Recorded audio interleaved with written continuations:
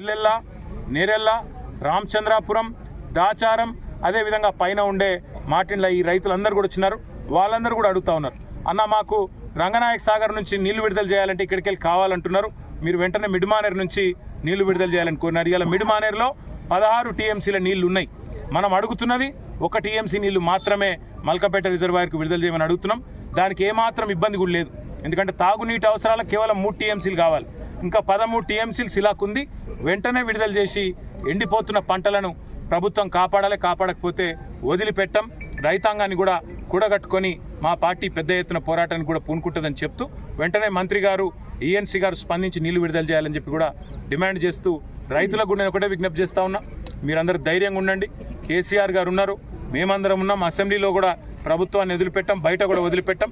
మీకు నీళ్ళు ఇచ్చేదాకా కూడా ఎంబడబడతాం, వదిలిపెట్టాం. మీరు ధైర్యంగా ఉండాలి, గుండె ధైర్యంతో వ్యవసాయాన్ని కొనసాగించాలని చెప్పి కూడా తెలియజేస్తూ మరి మా గిరిజన రైతులకు వాళ్ళ పొట్టలు కొట్టే విధంగా రేవంత్ రెడ్డి ప్రభుత్వం, రేవంత్ రెడ్డి ముఖ్యంగా పిచ్చి పనులు చేయవద్దని చెప్పి మళ్ళొకసారి విజ్ఞప్తి చేస్తూ మరి నీళ్లు వెంటనే విడుదల చేయాలని డిమాండ్ చేస్తూ మీ అందరికీ కూడా ధన్యవాదాలు, నమస్కారాలు. Thank you.